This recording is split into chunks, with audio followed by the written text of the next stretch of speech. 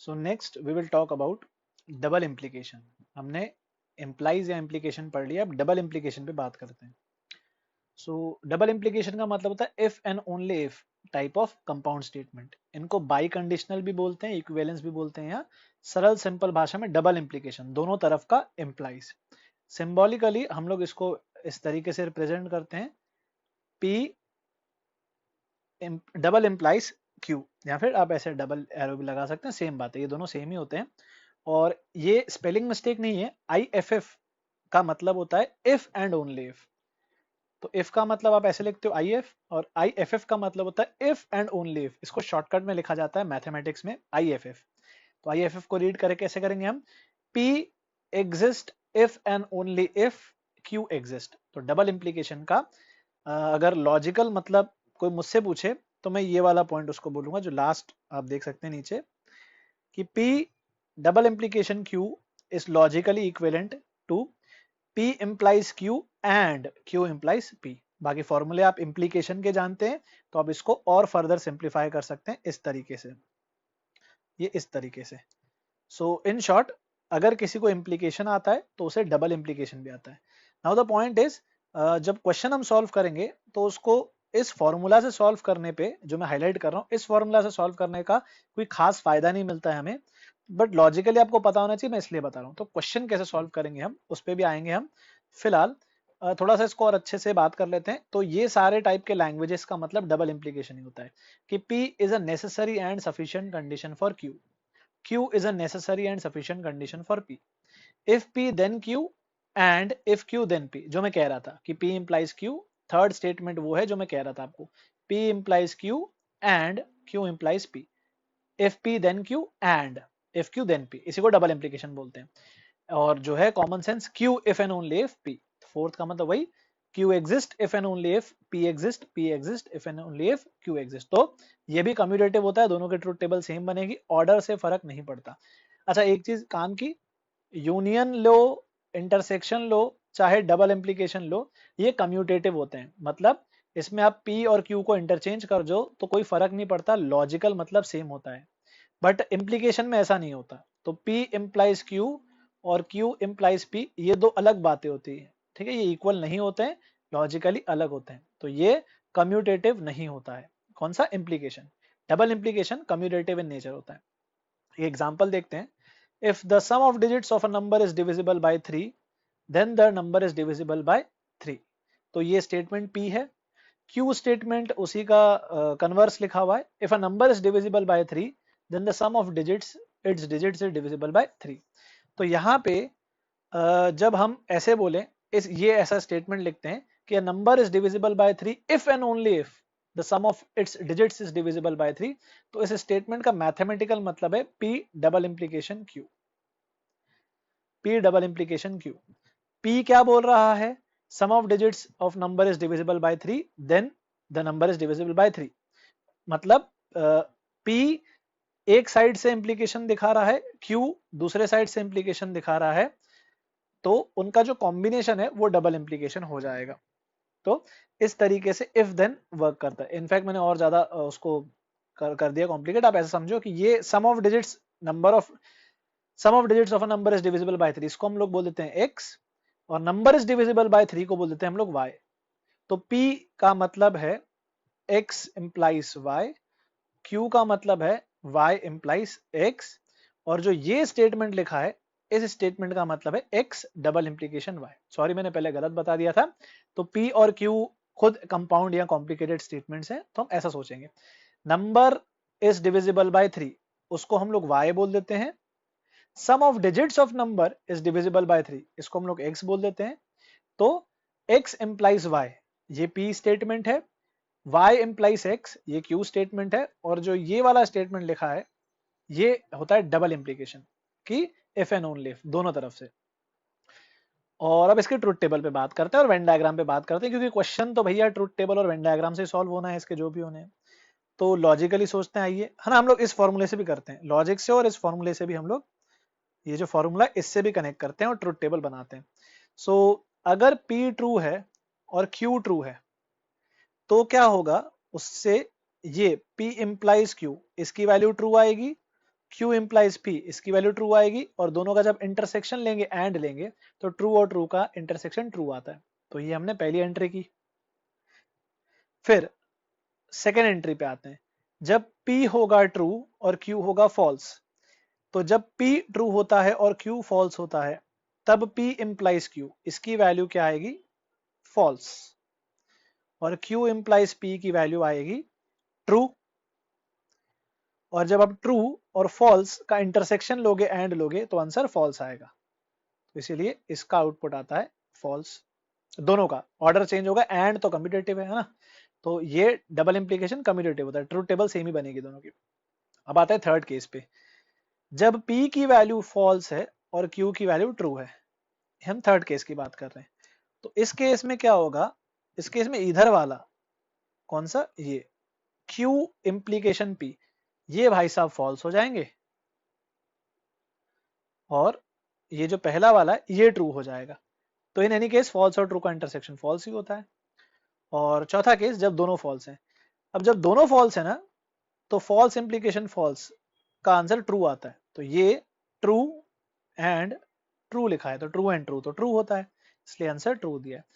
इसमें अगर आप कॉमन सेंस से सोचते हो ना, तो ये आखिरी वाला केस थोड़ा सा अजीब सा लगता है कि सर दोनों फॉल्स हैं तो डबल इंप्लीकेशन कैसे हो गया।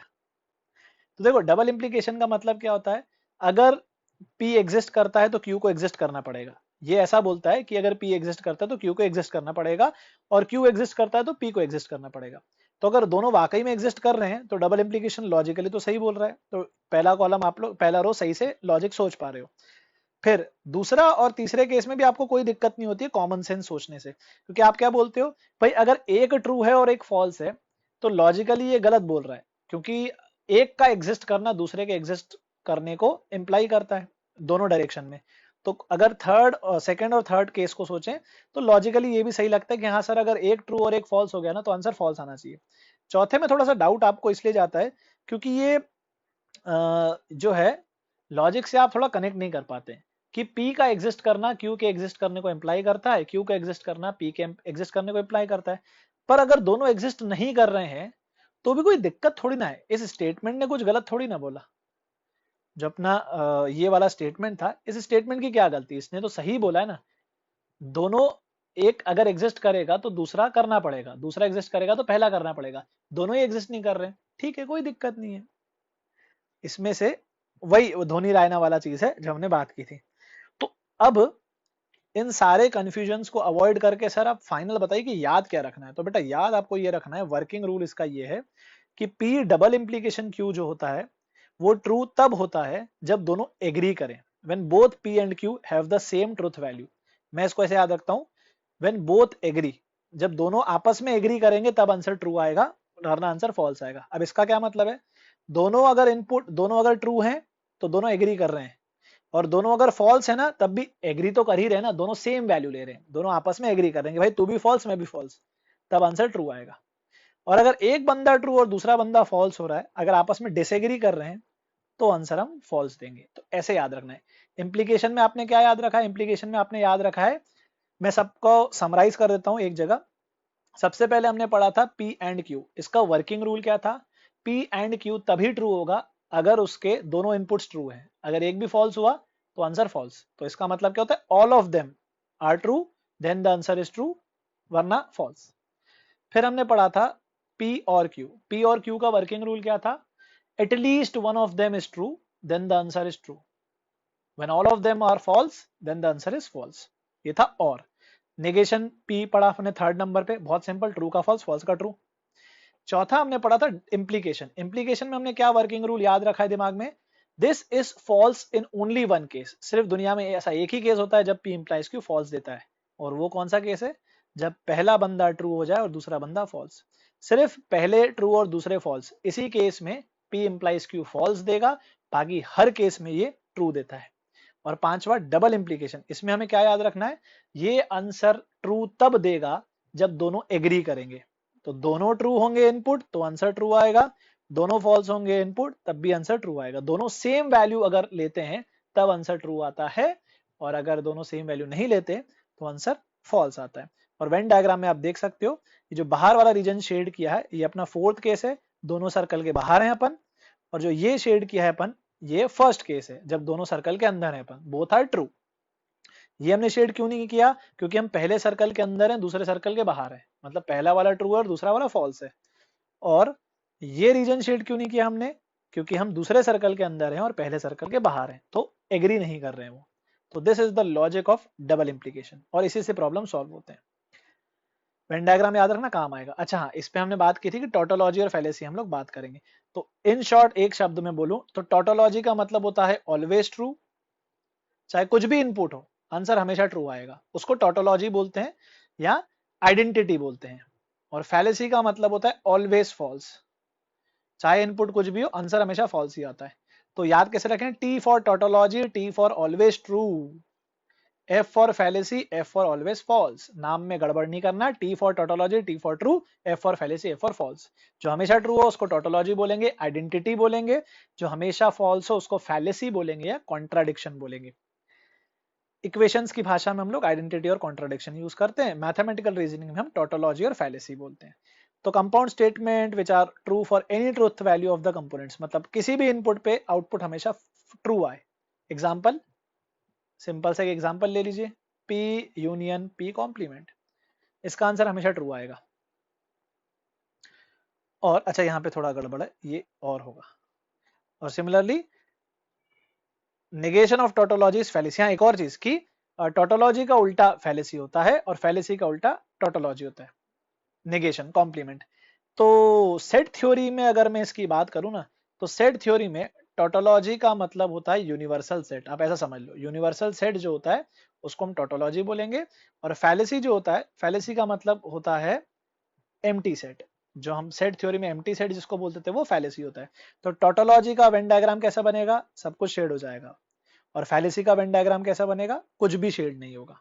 तो ये लॉजिकल मीनिंग होता है। सिंपलेस्ट एग्जांपल है टोटोलॉजी का, एक स्टेटमेंट का उसके नेगेशन के साथ आप यूनियन ले लो और ले लो, ये होता है टोटोलॉजी। और फैलेसी का एक सिंपल सा एग्जांपल क्या है कि आप एक स्टेटमेंट का उसके नेगेशन के साथ इंटरसेक्शन ले लो, एंड ले लो, तो वो हमेशा फॉल्स होगा, तो वो फैलेसी। तो ये होता है tautology and fallacy, always true always false, as simple as that. Next एक चीज होती है डुअलिटी, हालांकि ये अपने सिलेबस में नहीं है, just for the completion of knowledge हम लोग इसको ले रहे हैं। तो डुअलिटी का मतलब है डुअल नेचर, जिसको हम लोग लाइट में फिजिक्स में बोलते हैं। तो डुअल नेचर का मैथमेटिकल रीजनिंग में क्या मतलब है, the two compound statements S1 and S2 are said to be dual of each other या dual in nature if one can be obtained from the other by replacing intersection by union and union by intersection। अगर आप और को and से replace कर दो, and को और से रिप्लेस कर दो, और एक स्टेटमेंट दूसरे में कन्वर्ट हो जाए, दूसरा पहले में कन्वर्ट हो जाए, तो इन दोनों को भाई भाई बोलते हैं, डुअल नेचर या डुअलिटी बोलते हैं। एग्जांपल देखेंगे अपन। और सिमिलरली अगर कंपाउंड स्टेटमेंट में कहीं पे टोटोलॉजी है और कहीं पे कॉन्ट्राडिक्शन है, अगर तो टोटोलॉजी को कॉन्ट्राडिक्शन से रिप्लेस कर लेंगे, कॉन्ट्राडिक्शन को टोटोलॉजी से रिप्लेस कर लेंगे। तो ऐसा करने से जो बनता है उसको सॉरी उसको डुअल ऑफ ईच अदर बोलते हैं। और ये जो कनेक्टिव्स होते हैं एंड और, ये डुअल ऑफ ईच अदर होते हैं। टोटोलॉजी कॉन्ट्राडिक्शन एक दूसरे के डुअल होते हैं। और इन जनरल अगर S और S स्टार दो स्टेटमेंट्स हैं जो function of P and Q है, ये P और Q पे डिपेंड करते हैं दोनों, तो ये एक दूसरे के डुअल तब कहलाएंगे अगर आप सपोज S स्टार के अंदर P की जगह टिल्डा P और Q की जगह टिल्डा Q से रिप्लेस कर दो, तो आप ये इसको उसके डुअल में S ऑफ P, Q से लिख पाओ। अगर ऐसा कर सकते हो तो वो एक दूसरे के डुअल कहलाते हैं, और ये बाहर कॉमन आ जाएगा। बेसिकली अगर आप कॉमन खींचते हो तो स्विच हो जाता है। ये simplest example D Morgan's law बताता हूं मैं इसका, ये और ये दोनों आप समझो। डी मॉर्गन्स लॉ इसी के सॉरी डी मॉर्गन्स लॉ इसी के स्पेशल केस है। जैसे डी मॉर्गन्स लॉ सिंपलेस्ट में आप कैसे लिखते हो, डी मॉर्गन्स लॉ इसको हम लोग लिखते हैं ऐसा। तो देखो कुछ कुछ वैसा ही है ना, सिंपल सा, कि अगर हम इसको कॉमन निकालते हैं बाहर तो बीच का साइन रिवर्स हो जाता है। तो डी मॉर्गन्स लॉ से आप इसको कनेक्ट करके चलिए। एक सिंपल सा इलस्ट्रेशन देख लेते हैं। फर्स्ट पार्ट का डुअल, सेकंड पार्ट का डुअल और थर्ड पार्ट का डुअल, सेल्फ बहुत ऑब्वियस है, कुछ नहीं, सिंबल्स रिप्लेस करने। देखो क्या चेंज आया है, एंड बिकम्स और बिकम्स एंड। सिमिलरली यहाँ पे ये सी का मतलब है कॉन्ट्राडिक्शन, और ये टी का मतलब है tautology. T for tautology, C for contradiction, तो वो भी चेंज हो जाएंगे, स्वैप हो जाएंगे। और इसमें आप लोग देख सकते हैं कि कैसे टोटोलॉजी सॉरी कैसे हम लोग डुअल जनरेट करते हैं। डुअल का मतलब बस होता है एंड और को चेंज कर दो, टोटोलॉजी और कॉन्ट्राडिक्शन को। तो ये था डुअलिटी। आगे हम लोग बात करते हैं एल्जेब्रा ऑफ स्टेटमेंट्स।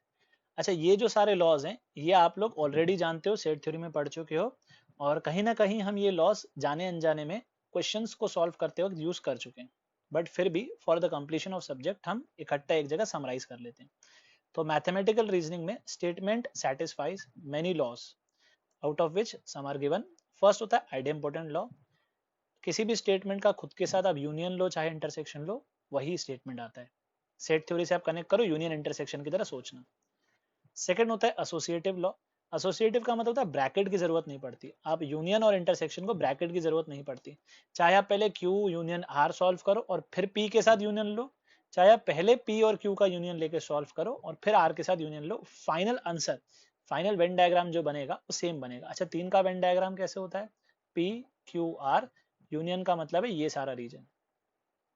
तो जो सेट थ्योरी पढ़ चुका है अच्छे से उसको ये सब ऑब्वियस लगेगा।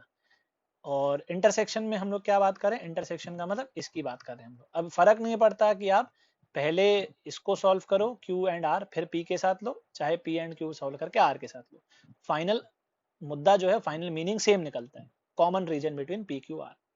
सो फर्स्ट सेकंड ये होता है। कम्यूटेटिव का मतलब है ऑर्डर की जरूरत नहीं है, चाहे पी यूनियन को क्यू लिखूं चाहे क्यू यूनियन पी लिखूं, यूनियन और इंटरसेक्शन को ऑर्डर से फर्क नहीं पड़ता। ध्यान रखना, implication is not commutative in nature. Implication commutative नहीं होता है, ये दोनों अलग बातें होती हैं। तो पी और क्यू जब इंप्लाइज लेंगे हम तो ऑर्डर मैटर करेगा। और डिस्ट्रीब्यूटिव लॉ का मतलब होता है कि union distributes over intersection, intersection distributes over union. मुझे तो ऐसे याद है कि जब मैं P union Q and R ऐसे लिखता हूं, तो अगर मुझे इस यूनियन को अंदर लेके जाना है ब्रैकेट में, तो मैं पी का क्यू के साथ यूनियन लूंगा। सेम मैं पी का मतलब मैंने पी और क्यू को ऑपरेट कराया, पी और आर को ऑपरेट कराया सेम ऑर्डर में। अब ये जो है, ये जो बनेगा, ये ऐसा बन जाएगा। मतलब आप बांट सकते हो, डिस्ट्रीब्यूट कर सकते हो। ये इंटरसेक्शन बीच वाला है, P union Q and P union R। ये फर्स्ट है, सेकंड लिखा है। ठीक, मेरे को सेट थ्योरी से याद है तो मैं मैथमेटिकल रीजनिंग में इक्विवेलेंट बता रहा हूँ।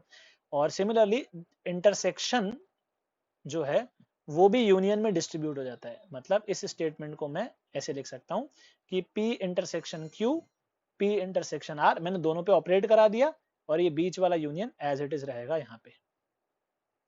तो इसको बोलते हैं इंटरसेक्शन डिस्ट्रीब्यूट्स ओवर यूनियन। आप वेन डायग्राम से प्रूव कर सकते हो, तीन का वेन डायग्राम बना के। ये सेट थ्योरी में हमने किया भी है वैसे, तो याद रखना। ठीक है, फोर्थ वाला थोड़ा सा आप अलग से याद रखिएगा क्योंकि कुछ लोगों को कंफ्यूजन होता है। एज पर माई एक्सपीरियंस बता रहा हूँ, some students face problem in fourth वाला, तो उसको अच्छे से याद रखना। फिफ्थ होता है सिंपल सा आइडेंटिटी लॉ। अच्छा, टोटोलॉजी का मतलब दिमाग में फिट कर लो, यूनिवर्सल सेट। कॉन्ट्राडिक्शन का मतलब है फैलेसी, मतलब एम्प्टी सेट। आप टोटोलॉजी को यूनिवर्सल सेट और कॉन्ट्राडिक्शन को एम्प्टी सेट से सोचो, बहुत इजीली आपको सब दिखने लगेगा कि P का अगर यूनिवर्सल सेट के साथ यूनियन लोगे तो यूनिवर्सल सेट हो जाएगा, इंटरसेक्शन लोगे तो P ही रहेगा। एम्प्टी सेट के साथ यूनियन लेने का मतलब है जो था ओरिजिनल P वही रहेगा, और एम्प्टी सेट के साथ इंटरसेक्शन लेने का मतलब एम्प्टी सेट बन जाएगा। तो ये होता है आपका फिफ्थ, आइडेंटिटी लॉस। सिक्स्थ होता है कॉम्प्लीमेंट लॉस, कि अगर एक स्टेटमेंट का खुद के कॉम्प्लीमेंट, उसके कॉम्प्लीमेंट का के साथ अगर आप यूनियन लोगे तो टोटोलॉजी बन जाएगा, यूनिवर्सल सेट, और अगर इंटरसेक्शन लोगे तो एम्प्टी सेट बन जाएगा, कॉन्ट्राडिक्शन। और यूनिवर्सल सेट का कॉम्प्लीमेंट एम्प्टी सेट होता है, एम्प्टी सेट का कॉम्प्लीमेंट यूनिवर्सल सेट होता है। सब ऑब्वियस बातें, सेट थ्योरी है, nothing else, nothing new. Involution law का मतलब होता है complement of complement is original statement. और एट्थ हमने बात की है बहुत बार, डी मॉर्गन्स लॉ। अच्छा, डी मॉर्गन्स लॉ जो है ये हमने सेट थ्योरी में भी प्रूफ किया है, और आप लोग इसको दिमाग में फिट करो, ये बहुत इंपॉर्टेंट है डी मॉर्गन लॉ। देखो एलएचएस क्या बोल रहा है? एलएचएस बोल रहा है कि पी यूनियन क्यू का बार लेना है, मतलब ये एलएचएस का वेन डायग्राम है। ठीक है, वेन डायग्राम से हम प्रूफ कर रहे हैं डी मॉर्गन लॉ। तो आरएचएस का वेन डायग्राम भी तो यही है, ध्यान से देखो। P bar and Q bar, P circle के बाहर होने का है एंड क्यू सर्कल के बाहर होने का है। तो लॉजिकली वेन डायग्राम से दोनों का मतलब सेम ही होता है। क्वेश्चन सॉल्व करते हुए डी मॉर्गन लॉ बहुत यूज होते हैं। ठीक, तो डी मॉर्गन लॉ मुझे कैसे याद है मैं बता देता हूँ कि पी यूनियन क्यू, अगर इस पूरे पे बार है और मुझे बार को दोनों में बांटना है, बार आप डिस्ट्रीब्यूट कर सकते हो, बांट सकते हो, आपको साइन चेंज करना पड़ेगा। डुअलिटी में हमने बात की थी कुछ कुछ वैसा ही। और similarly second De Morgan law क्या बोलता है कि P इंटरसेक्शन Q का नेगेशन, P एंड Q का नेगेशन, P एंड Q का नेगेशन मतलब पहले इंटरसेक्शन देख लो और उसके बाहर का, तो ये इलाका और ये बाहर वाला इलाका, मतलब LHS का वेन डायग्राम में सिर्फ एक ही एरिया शेडेड नहीं होगा, बीच वाला common to both P and Q। तो ये P bar union Q bar का वेन डायग्राम भी सेम यही बनता है। अब अच्छा, यूनियन के वेन डायग्राम्स का यूनियन लेने आपको शायद दिक्कत होती है। यूनियन का मतलब होता है कि किसी भी एक इनपुट में बात हो जाए तो चल जाएगा, दोनों में हो जाए तो और अच्छी बात है। तो ये लॉजिकली बोल रहा है पी सर्कल के बाहर हो या तो क्यू सर्कल के बाहर हो। लैंग्वेज में आरएचएस का मतलब क्या है, पी बार यूनियन क्यू बार का मतलब पी सर्कल के बाहर बैठे हो हम, या तो हम क्यू सर्कल के बाहर बैठे हो, या फिर दोनों सर्कल के बाहर बैठे हो तब भी चलेगा और अच्छी बात है। तो लॉजिकली मतलब क्या है, दोनों सर्कल के अंदर अपन नहीं होना चाहिए, और वो एलएचएस यही बोल रहा है। तो लॉजिकल है, De Morgan's law are very logical in nature, you can easily connect them. और सेम मैं याद कैसे रखता हूँ सेकंड वाले को, कि अगर यहाँ इंटरसेक्शन होता तो मुझे बांटना है तो मैं बांट दूंगा, पर मुझे इंटरसेक्शन को फ्लिप करके यूनियन करना पड़ेगा। तो इस तरीके से, तो अगर यहाँ और है तो ये एंड बन जाएगा, ये एंड है तो ये और बन जाएगा। ये होते हैं आपके फंडामेंटल लॉस। यही है चैप्टर मैथमेटिकल रीजनिंग, इतना ही है। But still I would like to take some questions on mixed profile सवाल, और प्रीवियस ईयर क्वेश्चंस हैं जेई मेन एआई ट्रिपल में आ चुके हैं, उन्हीं को हम डिस्कस करते हैं और फिर देखते हैं कि कैसे हमने जो कॉन्सेप्ट्स पढ़े वो अप्लाई किए जा सकते हैं। I would suggest all of you to pause the video and try this couple of questions, फिर हम इसको डिस्कस करते हैं। तो अगर आप ट्राई कर चुके हैं तो late us discuss the first problem. देखो फर्स्ट प्रॉब्लम में क्या है, Q एंड Q बार, इसका मतलब होता है always false, F for false, F for false, always false, contradiction. अब P इंप्लाइज F का मतलब क्या है, ट्रुथ टेबल से सोचो, जब P होगा ट्रू तो ये लिखा है T इंप्लाइज F, तो इंप्लीकेशन एक ही केस में फॉल्स होता है और ये वही केस है। मतलब जब P होगा ट्रू, छोटा सा एक टेबल से सोचते हैं, मतलब अगर मेरा ट्रुथ टेबल है कुछ इस तरीके से P, और यहाँ मेरा आंसर है P इंप्लाइज F, तो जब P ट्रू हो रहा है तो P इंप्लाइज F का मतलब है फॉल्स, क्योंकि इंप्लीकेशन एक ही केस में फॉल्स होता है और वही केस हम डिस्कस कर रहे हैं अभी। और जब P फॉल्स होगा तो P इंप्लाइज F का मतलब क्या, F इंप्लाइज F। तो अगर इंप्लीकेशन में पहला वाला बंदा फॉल्स है तो फर्क खेल खत्म, आंसर ट्रू ही आएगा।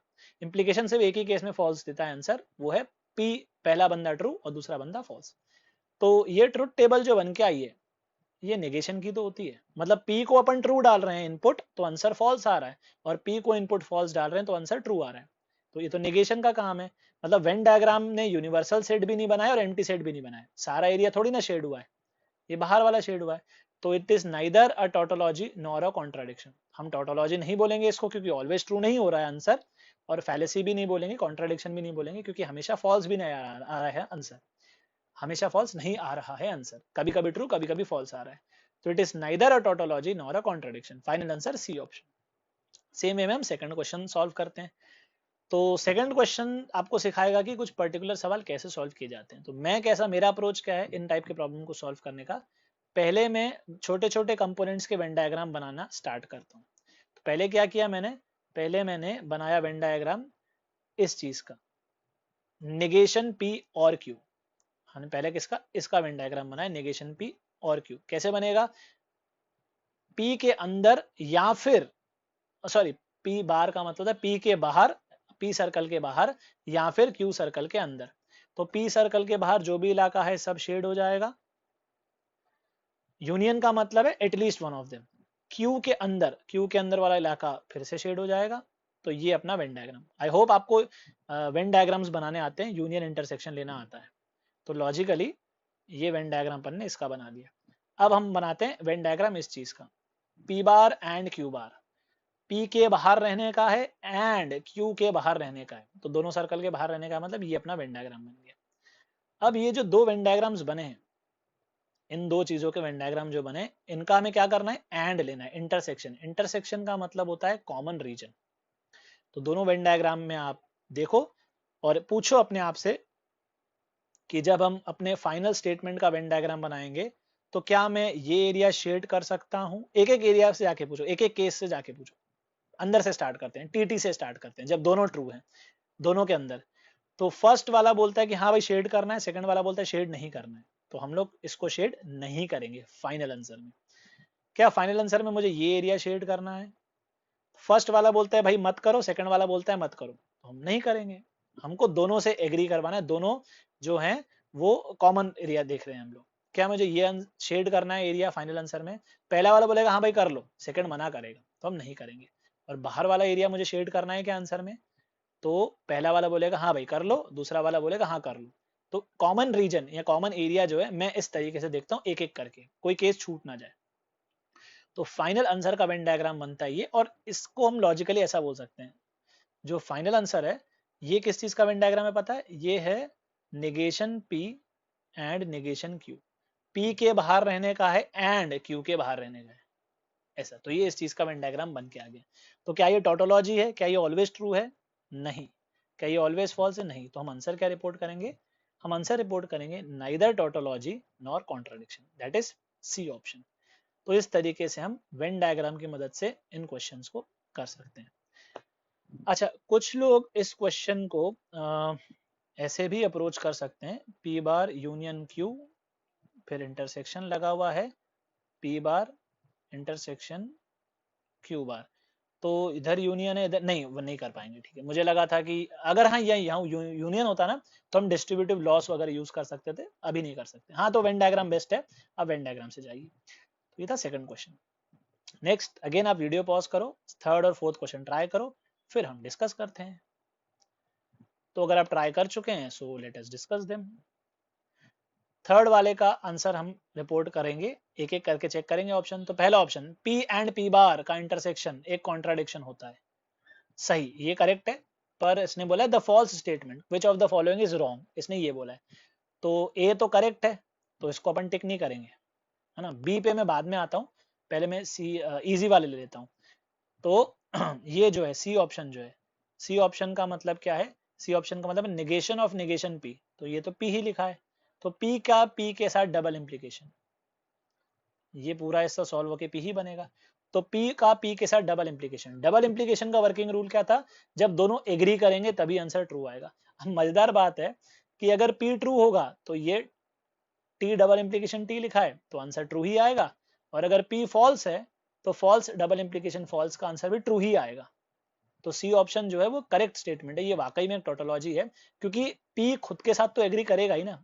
टू स्टेटमेंट्स, डबल इंप्लीकेशन का मतलब क्या होता है, double implication gives the answer true when both the inputs agree. तो दोनों इनपुट ही सेम है ना, तो ऐसा कभी नहीं होगा कि ये ट्रू है और ये फॉल्स है। दोनों या तो ट्रू होंगे या दोनों फॉल्स होंगे, तो both will always agree. So C option correct है, और ये तो आप जानते ही हो डी ऑप्शन भी करेक्ट ही लिखा है। तो ए सी और डी अगर करेक्ट हैं तो बी गलत रहा होगा, क्योंकि एक तो आंसर होना ही है। पर हम प्रॉपरली भी करेंगे। अच्छा, कैसे करेंगे प्रॉपरली, पहले P इंप्लाइज Q का वेन डायग्राम बनाएंगे। हमको वेन डायग्राम आता है, एक ही रीजन होता है जो शेड नहीं किया जाता, वो कौन सा रीजन होता है, P true Q false, P circle के अंदर Q सर्कल के बाहर। ठीक, अब इसका वेन डायग्राम बनाएंगे अपन। अब इसका वेन डायग्राम थोड़ा सा ट्रिकी हो सकता है। ठीक, ये कैसे बनाएंगे, अब ट्रिकी नहीं है, अगर आपको रिजल्ट से याद है तो ट्रिकी नहीं है। पता है क्यों, ये लिखा है कॉन्ट्रा पॉजिटिव, बात की थी ना हमने, कॉन्ट्रा पॉजिटिव, ऑर्डर पलट दो, नेगेशन लगा दो। और हमने ये भी कहा था आपसे कि कॉन्ट्रा पॉजिटिव और इम्प्लीकेशन सेम होते हैं, इसलिए वेन डायग्राम दोनों का सेम रिप्रेजेंट किया है मैंने। तो इन शॉर्ट अगर मैं इसको x बोल देता हूं तो ये भी x ही है। अब x के साथ डबल इम्प्लीकेशन, जो हमने अभी थोड़ी देर पहले बात की, स्टेटमेंट खुद से तो एग्री करेगा ही ना, मतलब बी ऑप्शन जो है वो एक टोटोलॉजी है, दिस इज अ टोटोलॉजी। और बी ऑप्शन ने बोला क्या है, वो कॉन्ट्राडिक्शन, तो बी ऑप्शन गलत बोल रहा है, इसलिए हम फाइनल आंसर रिपोर्ट करेंगे इस क्वेश्चन का ऑप्शन बी। होपफुली आपको समझ में आ रहा है। ठीक है, कॉन्ट्रा पॉजिटिव पे एक सवाल था। फोर्थ क्वेश्चन जो है वो स्ट्रेट फॉरवर्ड है, एंड को ब्रैकेट्स वगैरह की जरूरत नहीं पड़ती है, तो फोर्थ वाले में एंड, बहुत सारे एंड लिखे हुए, तो ये ट्रू है, तो ये तब ट्रू होगा जब सब कुछ ट्रू होगा। एंड के लिए सारे इनपुट्स ट्रू होने चाहिए। तो फाइनल आंसर जो फोर्थ का रहेगा वो यही बनता है कि P must be true, Q must be true and R must be true. तो आंसर क्या रिपोर्ट करेंगे हम? Option B, all of them must be true. Video को पॉज कीजिए, आप फिफ्थ और सिक्स्थ क्वेश्चन ट्राई कीजिए, then we will discuss them. So अगर आप कर चुके हो ट्राई कर चुके हो तो late us discuss the fifth problem. Fifth problem जो है उसमें आपको स्टेटमेंट्स लिखते आना चाहिए। पहले हम एक स्टेटमेंट P डिफाइन करेंगे, Manu is in class 10th। फिर एक स्टेटमेंट Q डिफाइन करेंगे, Anu is in class 12th। Question ने लिखा है P और Q और पूछा है इसका नेगेशन। तो क्वेश्चन ने इस पे चर्चा करने को बोला है, भाई what is the negation of P और Q। तो डी मॉर्गन्स लॉ से हम जानते हैं कि ये नेगेशन दोनों में बढ़ जाएगा, बीच वाला यूनियन इंटरसेक्शन बन जाएगा। ये मैंने क्या लगाया है, मैं वेन डायग्राम की मदद नहीं ले रहा हूं, ये मैं डी मॉर्गन लॉ लगा रहा हूं। ठीक है, ये डी मॉर्गन्स लॉ से हम इस क्वेश्चन को सॉल्व कर रहे हैं। तो पढ़ेंगे कैसे हम लैंग्वेज में, Manu is not in class 10th and Anu is not in class 12th। अब एंड की जगह बट लगाए तो कंफ्यूज मत हो जाना, लॉजिकल मीनिंग तो सेम ही निकलता है ना। Manu is not in class 10th but Anu is not in class 12th। तो बट लगाओ चाहे एंड लगाओ, लॉजिक दोनों का समझना। आप तीनों स्टेटमेंट्स पढ़ो, ए बी सी तीनों पढ़ो, लॉजिकली जो है मतलब it would have been more appropriate अगर यहाँ बट की जगह एंड होता तो ज्यादा अच्छे से आप उसको कन्वे कर पाते, but still option B will be the most appropriate answer. Sixth वाला जो है, सिक्स्थ वाला वेन डायग्राम से हम लोग करना पसंद करेंगे। तो पहले हम क्या करेंगे, पहले हम इस टुकड़ी का वेन डायग्राम बनाएंगे, फिर हम इस टुकड़ी का वेन डायग्राम बनाएंगे और दोनों का यूनियन लेना है। तो दोनों का यूनियन लेना भी आपको सीखना है, ठीक है। यूनियन लेने में कुछ लोगों को दिक्कत होती है, तो पहले इंडिविजुअल वेन डायग्राम समझो। ये बना है P एंड Q का इंटरसेक्शन। P एंड Q मतलब कॉमन एरिया और सॉरी नेगेशन, इंटरसेक्शन है नेगेशन और बाहर वाला, तो ये एरिया शेड नहीं होगा, बाकी सब कुछ शेड हो जाएगा। और डबल इंप्लीकेशन का वेन डायग्राम सबको याद है, डबल इंप्लीकेशन का वेन डायग्राम क्या था? डबल इंप्लीकेशन का वेन डायग्राम होता है जब दोनों ट्रू होंगे तो आंसर ट्रू आएगा, हम शेड कर लेंगे, दोनों एग्री करना चाहिए। जब दोनों फॉल्स होंगे तब भी आंसर ट्रू आएगा, क्योंकि दोनों एग्री कर रहे हैं ना। दोनों फॉल्स का मतलब दोनों आपस में लड़ाई झगड़ा नहीं कर रहे हैं, एग्री कर रहे हैं। जब एक बंदा ट्रू और एक बंदा फॉल्स होगा ना, वो एरिया हम शेड नहीं करेंगे। तो ये होता है P डबल इंप्लीकेशन Q का वेन डायग्राम। और इसका नेगेशन मतलब इसका उल्टा क्या बनेगा, तो जो शेड किया हुआ था उसको मिटा दो, जो मिटा हुआ था उसको शेड कर दो। इस तरीके से वेन डायग्राम बनता है। Now we have two Venn diagrams in our hand. इन दोनों वेन डायग्राम्स का इंटरसेक्शन लेने को बोलो तो फटाफट ले लोगे, कॉमन एरिया। यहाँ पे यूनियन लेना है, तो यूनियन कैसे लिया जाता है, यूनियन की टेक्निक, यूनियन लेना मैं आपको सिखाता हूँ। जैसे मेरे को एक वेन डायग्राम, दो वेन डायग्राम दिया, मुझे उसका यूनियन लेना है। तो मैं क्या करूंगा, पहले मैं एक खाली वेन डायग्राम, आप एक एम्प्टी सेट या एक खाली वेन डायग्राम बना लिया करो और फिर एक एक इलाके से जाके पूछा करो। यूनियन का लॉजिक क्या होता है, कम से कम एक में हो। क्या मैं अपने फाइनल आंसर में ये एरिया शेड करूं? तो आप बोलेंगे हाँ सर कर लीजिए, क्योंकि पहला वाला बोल रहा है, दूसरा वाला भले मना कर रहा है, पर कम से कम एक बंदा, at least one of them should give the answer true. तो पहले वाले ने बोला हाँ भाई भर लो, तो हमने भर दिया। अच्छा, यहाँ पे इंटरसेक्शन अगर होता ना बीच में तो हम एरिया नहीं भरते। इंटरसेक्शन में हम बोलते दोनों अगर बोलेंगे भरने को तो ही भरूंगा। पहला वाला बोल रहा है हाँ भर लो, दूसरा वाला मना कर रहा है, तो at least one of them should give. और वाले केस में क्या मैं ये एरिया शेड करूं? तो दोनों बोल रहे हैं कर लो तो अच्छी बात है, हम करेंगे। एंड होता तब भी करते, और बोल रहे हैं तो तब भी करेंगे। क्या ये एरिया शेड कर लूं? तो हाँ, एंड में भी करते और में भी कर रहे हैं। बट बीच वाले में दोनों ने मना कर दिया, तो दोनों ने मना कर दिया इसलिए हम नहीं शेड कर रहे। तो यूनियन ऐसे लिया जाता है। और इंटरसेक्शन बोलता ना, तो इंटरसेक्शन में बस ये बाहर वाला हम लोग नहीं लेते, बाकी सब सेम ही रहता। हाँ, तो अब मुद्दे की बात पे आते हैं, आंसर क्या रिपोर्ट करेंगे आप? तो जो फाइनल आंसर या फाइनल वेन डायग्राम निकल के आया है उसमें सारा इलाका शेड नहीं हो पाया है, तो टोटोलॉजी तो नहीं होगा। और सारा एरिया अनशेड या सारा मतलब कुछ भी शेड नहीं किया गया हो तो हम लोग कॉन्ट्राडिक्शन बोलते हैं, तो ऐसा भी नहीं है। एम्प्टी सेट होता है कॉन्ट्राडिक्शन और यूनिवर्सल सेट होता है टोटोलॉजी। तो हम आंसर अगेन रिपोर्ट करेंगे C option, neither tautology nor contradiction. Seventh eighth आप लोग ट्राई करेंगे, फॉर्मूला से करना है फॉर्मूला से करो, वेन डायग्राम से करना है वेन डायग्राम से करो, आपकी मर्जी, बट आंसर करेक्ट आना चाहिए। Pause the video and try these problems.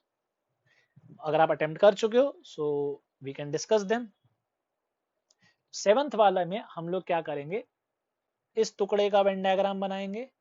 अब आपको वेन डायग्राम आता है तो मैं ये नहीं बता रहा हूँ कि ये वेन डायग्राम कैसे बनाए, ये आपको आता है।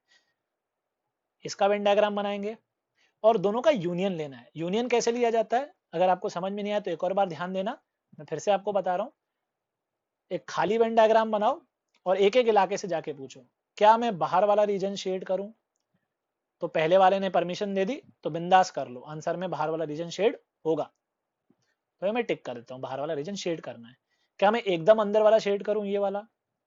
तो दोनों मना कर रहे हैं, तो कम से कम एक भी अगर दे देता परमिशन तो हम कर लेते, तो हम बीच वाला शेड नहीं करेंगे। क्या मैं ये वाला रीजन शेड करूं? इसके लिए भी दोनों परमिशन नहीं दे रहे हैं तो मैं शेड नहीं करूंगा। और क्या ये वाला रीजन शेड करूं?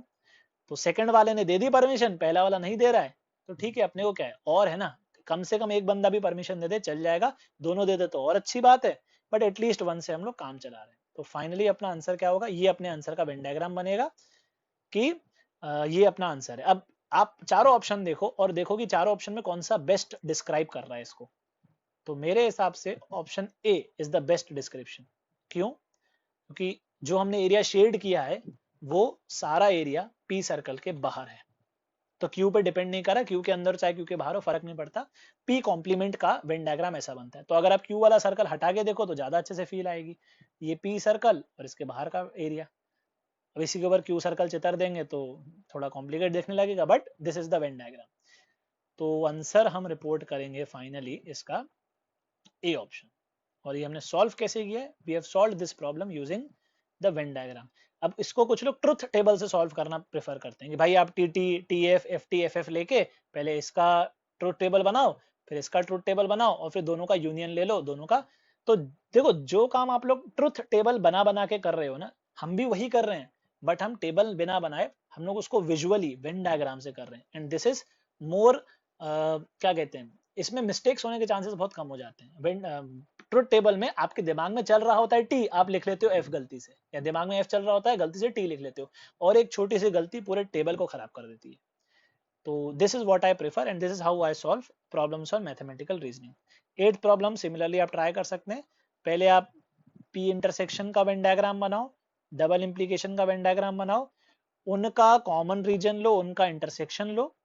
ठीक है, ये हमने दोनों का वेन डायग्राम बनाया, ये आपको आता है, इस पर हम डिस्कशन कर चुके हैं। दोनों का कॉमन रीजन लो और कॉमन रीजन को निगेट कर दो, क्योंकि उसने फाइनली पूछा तो यही है ना, नेगेशन ऑफ दिस थिंग। तो एक स्टेप मैंने यहाँ पे स्किप की है, मैंने यहाँ पे स्किप की है एक स्टेप जो मैंने बनाया हुआ है, it is directly the negation of common reason.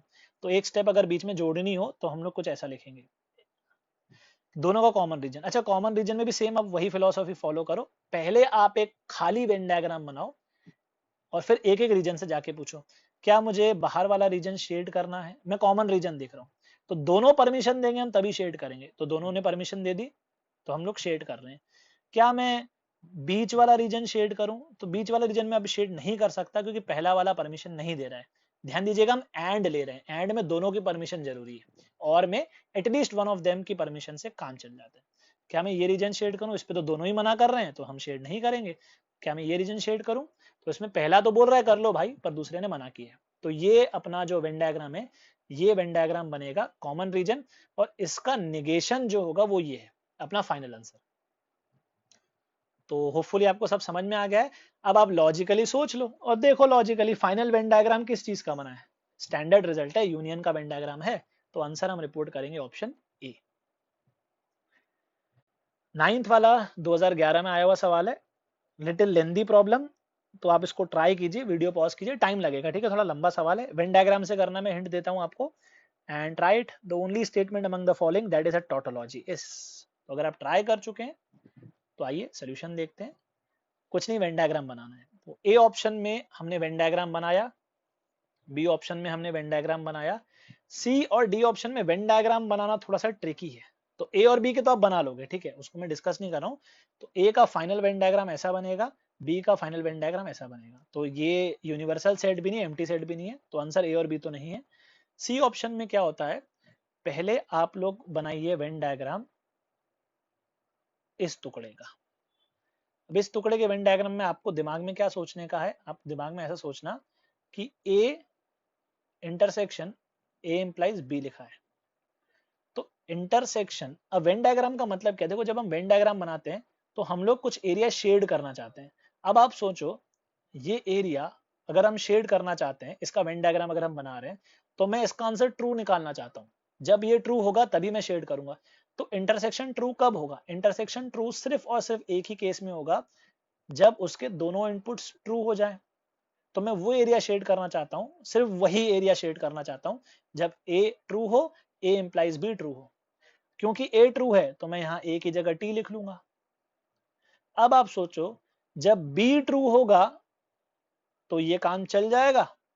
अरे हाँ, जब बी ट्रू होगा तो ये स्टेटमेंट काम चल जाएगा, पर जब बी फॉल्स होगा तो ये स्टेटमेंट काम नहीं चलने देगा। टी इंप्लाइज एफ का आंसर एफ आता है। इंप्लीकेशन एक ही केस में फॉल्स होता है, जब ए ट्रू हो और बी फॉल्स हो। इन शॉर्ट लॉजिकली अगर मैं देखूं तो एक ही केस है जब ए और बी दोनों ट्रू होते हैं। जब ए और बी दोनों ट्रू होंगे ना, तब जाके ये ओवरऑल ट्रू बनेगा। बाकी कोई भी केस अगर आप देख लो तो आंसर फॉल्स आएगा। तो वो देखो भी आप, ठीक है, ये मैं लॉजिकली बता रहा हूँ, आप ट्रूथ टेबल बना के भी कर सकते हैं। बट आप ऐसे सोचो कि अगर ए फॉल्स हुआ, अगर ए फॉल्स हुआ तो फिर ये भाई साहब कुछ भी आंसर दें, let me change the colour, हाँ, अगर ये ए फॉल्स हुआ तो ये भाई साहब कुछ भी आंसर दें, फॉल्स का इंटरसेक्शन किसी के साथ भी लो आंसर फॉल्स ही आता है। इसका मतलब ए फॉल्स हुआ तो फाइनल आंसर फॉल्स ही आना है। तो इसलिए मैंने ये वाला रीजन शेड नहीं किया है और ये वाला रीजन शेड नहीं किया। जब अपन ए सर्कल के बाहर है तो वो तो आंसर में आ ही नहीं सकता। अब जब ए ट्रू होता है, तो जब ए ट्रू होता है तो ये वाला बंदा ट्रू और ये बन जाएगा ए इंप्लाइज बी, जो बनेगा वो बन जाएगा ट्रू इंप्लाइज बी। अब ट्रू इंप्लाइज बी का एनालिसिस ऐसे होता है कि जब बी ट्रू होगा तो ये पूरा ट्रू होगा, और जब बी फॉल्स होगा तो ये पूरा चीज फॉल्स होगा। इसका मतलब ए ट्रू और बी ट्रू है तो फाइनल आंसर ट्रू आ रहा है, तो हम शेड कर रहे हैं। और अगर ए ट्रू है और बी फॉल्स है, जब ए ट्रू है और बी फॉल्स है, उस केस में ये ए इंप्लीकेशन भी फॉल्स हो जाएगा, और फॉल्स का इंटरसेक्शन किसी के साथ भी लो तो आंसर फॉल्स ही आता है। तो ये थोड़ा सा आपको दिमाग में सोच के वेन डायग्राम बनाना पड़ेगा। अगर किसी को दिक्कत है आप बिंदास ट्रुथ टेबल बना सकते हो। आप ऐसे टेबल लो ए बी, फिर ए इंप्लाइज बी की ट्रुथ टेबल बनाओ, और फिर ये कॉलम और ये ए कॉलम, इसका इंटरसेक्शन ले लो। अब बी का वेन डायग्राम अपने पास होता है ऐसा। अब आपने दो वेन डायग्राम्स का यूनियन लेना सीखा, आपने दो वेन डायग्राम्स का इंटरसेक्शन लेना सीखा। अब आते हैं मजेदार बात पे, दो वेन डायग्राम का इंप्लीकेशन लेते हैं। अपने को इस वेन डायग्राम से इस वेन डायग्राम को इंप्लाई करवाना है। तो इंप्लाई कैसे करवाते हैं, देखो ये समझो, ठीक। इंप्लाई करवाने का मतलब होता है, अगेन आप एक खाली वेन डायग्राम बनाओ। एक्चुअली आप ट्रुथ टेबल वाला काम ही कर रहे हो, बट आप वेन डायग्राम में ट्रुथ टेबल वाला काम कर रहे हो। तो आंसर के बारे में अगर मैं सोचूं तो मैं रीजन्स को शेड करना चाहता हूं। तो रीजन शेड या आंसर ट्रू कब आएगा, इसके बारे में सोचो। अब पहले बाहर वाले रीजन से सोचते हैं। तो बाहर वाला रीजन जो है वो इसमें शेडेड नहीं है और इसमें भी शेडेड नहीं है। इसका मतलब बाहर वाले रीजन के लिए हम लोग बोल रहे हैं कि पहला वेन डायग्राम फॉल्स है और दूसरा वेन डायग्राम फॉल्स है। तो फॉल्स का फॉल्स के साथ इंप्लीकेशन जो आता है वो तो ट्रू आता है। इसका मतलब ये आंसर में शेड होगा। दिमाग में इंप्लीकेशन का वर्किंग लॉजिक याद रखना। और सिमिलरली अगर हमें इस रीजन की बात करते हैं तो क्या इस रीजन को शेड करना है, तो आप देखेंगे कि यहाँ पे वो शेडेड नहीं है, यहाँ पे भी शेडेड नहीं है। तो again false implication false, F का एफ पे इंप्लीकेशन ट्रू होता है, तो ये भी आंसर शेड होगा। इनफैक्ट आप आंख बंद करके, ठीक है, एक मजेदार बात बता रहा हूँ, ध्यान दीजिएगा, बहुत अच्छी बात बताता हूँ इसमें मैं। इंप्लीकेशन का वेन डायग्राम बनाने का छोटा सा हैक, पहले खाली वेन डायग्राम बना लिया, इसमें सबसे पहले वो इलाका शेड कर लो आप जो इसमें शेड नहीं है। पहले वाले बंदे के वेन डायग्राम में जो कुछ भी शेडेड नहीं है ना, उसको तो पहले रखो आंसर में, ये तो पहले शेड होगा, ये सब शेड कर लो। सोचो क्यों? क्योंकि हमने बोला था ना कि x इंप्लाइज y, ये फॉल्स तभी होगा जब x ट्रू हो और y फॉल्स हो। बाकी सारे केसेस में ये ट्रू होता है। तो अगर पहला बंदा फॉल्स हो जाए तो दूसरे बंदे को तो हम देखेंगे नहीं। अगर पहला बंदा फॉल्स हो जाए तो गारंटी आंसर ट्रू ही आने वाला है, मतलब रीजन शेड करेगा ही। तो छोटा सा हैक, इंप्लीकेशन दो वेन डायग्राम का अगर आपको लेना है, पहले वेन डायग्राम का आप कॉम्प्लीमेंट ले लो। यार बात वही है ना, फॉर्मूला भी तो यही बोलता है, फॉर्मूला यही सिखाता है ना, सब कनेक्टेड है, सब वो खाना खाने वाली बात है, घुमा के आप कान से मुंह से खाओ नाक से खाओ, सब खाना पेट में ही जाना है।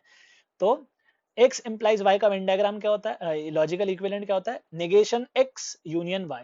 तो यूनियन में क्या करेंगे, मैं पहले नेगेशन x आपसे शेड करवा रहा हूँ कि भाई जो x में शेडेड नहीं है ना उसको तो पहले शेड कर लो। अब इसके बाद आप देखो कि ये दूसरे वाले भाई साहब कब कब ट्रू होते हैं, तो जब दूसरे वाले भाई साहब शेडेड होंगे ना वो सारा एरिया शेड कर लो। इन शॉर्ट यहाँ पे जो इलाका शेड नहीं हुआ है और यहाँ पे जो इलाका शेड हुआ है उन सबको आप एक साथ शेड कर दो, वही आपका आंसर है। I repeat, x implies y का वेन डायग्राम बनाने का मतलब है x में जो रीजन नहीं शेडेड है उसको आंसर में रखना है, y में जो रीजन शेडेड है उसको आंसर में रखना है, यूनियन ले रहे हैं और ले रहे हैं।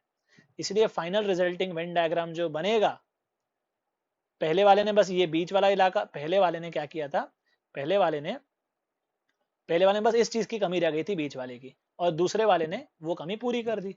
तो फाइनल जो वेन डायग्राम बनेगा सी ऑप्शन का वो यूनिवर्सल सेट बन जाएगा। और प्रैक्टिस के लिए तो आंसर सी ऑप्शन है, और प्रैक्टिस के लिए मैं आपको सजेस्ट करूंगा कि बेटा सेम लॉजिक से आप डी ऑप्शन का वेन डायग्राम भी बनाने की कोशिश करना। आंसर मैंने आपको दे दिया है, डी ऑप्शन का वेन डायग्राम का आंसर मैंने आपको दे दिया है, और आप फिगर आउट करने की कोशिश करना कि वाकई में ऐसा बन रहा है। और कुछ नहीं, आई थिंक सेम ही है, सी और डी कन्वर्स हैं एक दूसरे के। एक और चीज अगेन वेरीफाई हो गई, ये टोटोलॉजी है बट इसका कन्वर्स टोटोलॉजी नहीं है। देखो x इंप्लाइज y का y इंप्लाइज x ही लिखा है, तो चलो कर ही लेते हैं ना, है ना। सपोज हम लोग इसको बोल देते हैं x और इसको बोल देते हैं हम लोग y। तो सी ऑप्शन में हमने क्या देखा, x इंप्लाइज y। अब हम डी ऑप्शन में क्या देख रहे हैं, हम लोग डी ऑप्शन में देख रहे हैं y इंप्लाइज x। तो y इंप्लाइज x का वेन डायग्राम कैसे बनाऊंगा मैं, y इंप्लाइज x का मैं वेन डायग्राम बनाऊंगा, पहले आप शेड कर लो y का बार जो y में शेडेड नहीं है। तो इस वाले भाई साहब में क्या क्या शेड नहीं किया अपन ने, क्या क्या शेड नहीं किया है इसमें, हमने इसमें ये सारा रीजन शेड नहीं किया है, तो उसको तो पहले शेड कर लो।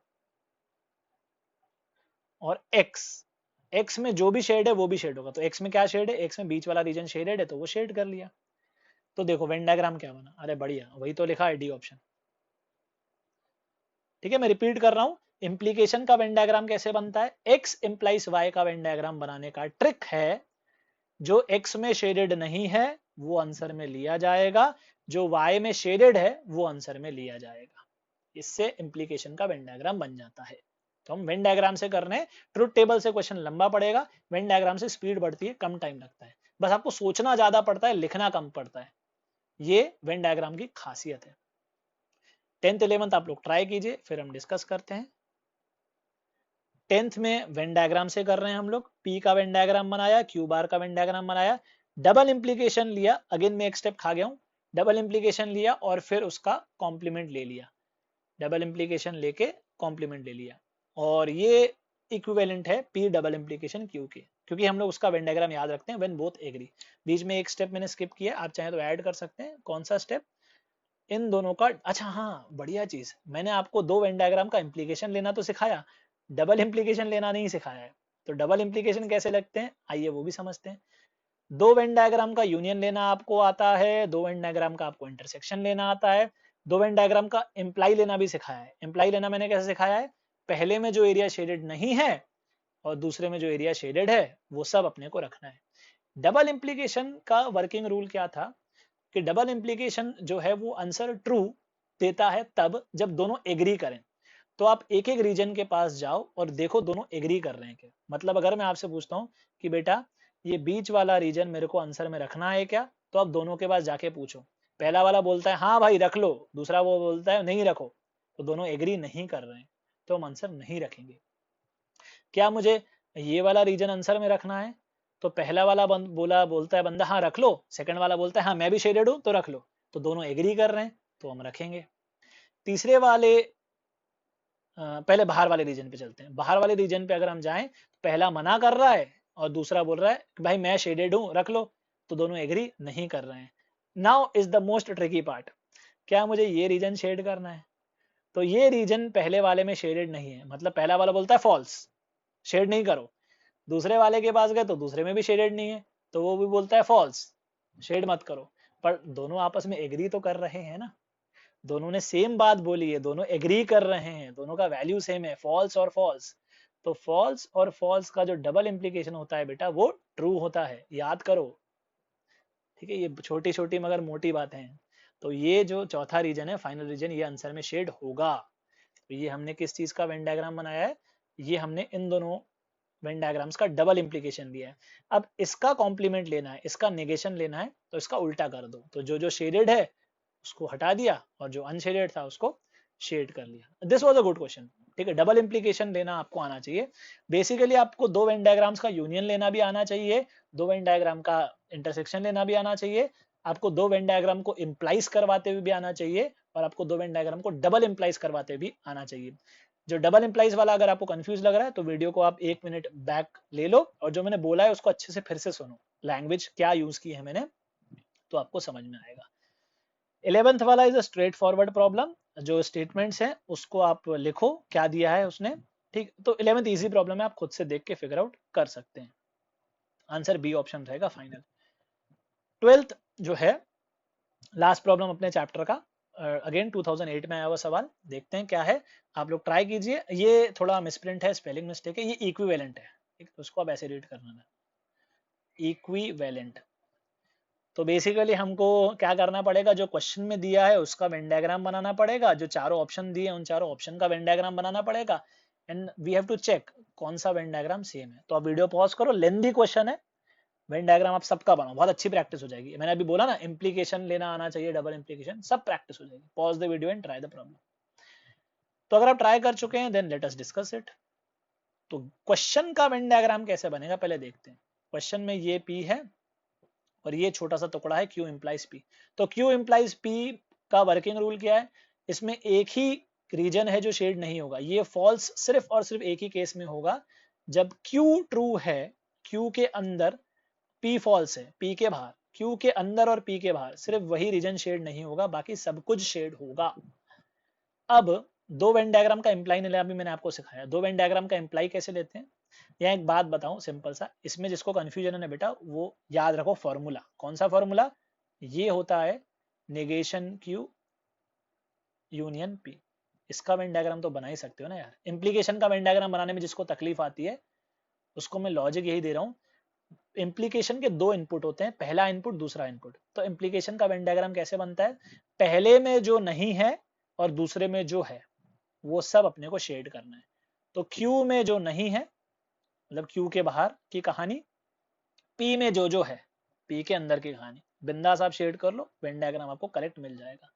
अब दो वेन डायग्राम हाथ में आ गए हैं, अब इनका लेने का है अपने को इम्प्लाइज।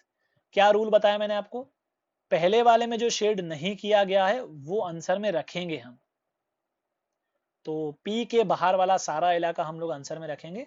तो मैं एक फ्रेश खाली वेन डायग्राम लेता हूं, सबसे पहले P के बाहर वाली सारी बातें मैं शेड कर लेता हूं, ये Q, और ये बोलेगा इसमें जो जो शेडेड आप वो सब कुछ शेड करो। तो देखो पहले में जो चीज नहीं थी वो हमने शेड की, तो सब कुछ शेड हो गया, बस ये P सर्कल रह गया, और इस P सर्कल में जो रह गया वो ये भाई साहब कवर कर देंगे। इन शॉर्ट जो क्वेश्चन दिया है ना, क्वेश्चन को सिंप्लीफाई करें तो ये टोटोलॉजी आती है, यूनिवर्सल सेट आ गया, सब कुछ शेड हो गया। तो बस अब देख लो चारों ऑप्शन में कौन सी चीज टोटोलॉजी है। तो डबल इंप्लीकेशन का वेन डायग्राम बनाना आपको आता है, जब दोनों ट्रू हो जाए या दोनों फॉल्स हो जाए वो रीजन हम शेड करते हैं। P का वेन डायग्राम आता है। अब इसमें इंप्लाई कराओ, इंप्लाई कैसे कराते हैं मैं फिर से रिपीट कर रहा हूँ, एक वेन डायग्राम को दूसरे वेन डायग्राम पे कैसे इंप्लाई कराते हैं। तो आप दूसरे वाले वेन डायग्राम में जो भी दिया है वो तो रखना ही है, और जो पहले वाले में नहीं है, जो पहले वाले में शेड नहीं है उसको शेड करना है एक्स्ट्रा। तो ये एक्स्ट्रा शेड हो जाएगा, तो ये अपना आ गया आंसर। तो ये टोटोलॉजी तो नहीं है। बी ऑप्शन देख लीजिए, बी ऑप्शन इंप्लाइज कराओ बी को इससे। तो जो इसमें नहीं है और जो इसमें है, फाइनल वेन डायग्राम ये आएगा। तसल्ली से टाइम लेके सॉल्व करो, सबसे डिफिकल्ट क्वेश्चन है ये, मैंने इसलिए सबसे आखिरी के लिए बचा के रखा था। लेंदी क्वेश्चन है, सारे कॉन्सेप्ट यहाँ पे समराइज हो रहे हैं एक जगह। तो बी ऑप्शन भी आंसर नहीं है। सी ऑप्शन और डी ऑप्शन आप इस तरीके से वेन डायग्राम बना के देख सकते हैं। तो फाइनल आंसर जो आएगा वो आएगा सी, क्योंकि उसका वेन डायग्राम एक टोटोलॉजी बन रहा है। So this is everything in the chapter. ये सब बातें ही हैं जो पूछी जाती हैं, तो प्लीज प्रैक्टिस, एक या दो बार प्रैक्टिस करके आपको सारी चीजें क्लियर हो जाएंगी। And one question will be confirmed, your one question will be confirmed in the JEE main exam, so keep practicing.